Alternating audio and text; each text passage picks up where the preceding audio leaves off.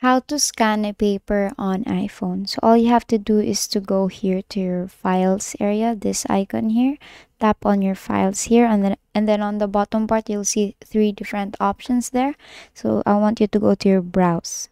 Now under your browse here, you will see these options. So you will see locations there, right? And there are actually 5 options for me. So you can choose where you want to put your scanned paper. So let's say I want it to put on my iPhone here, and then if you tap on that on the right side upper right, you will see 3 dots there. Tap on that and then you will see these options. Now the next thing that I want you to do is to tap on scan documents, and it will lead you here to your camera section, and then just position your paper where you want to scan it, and then tap on there, and here tap on save.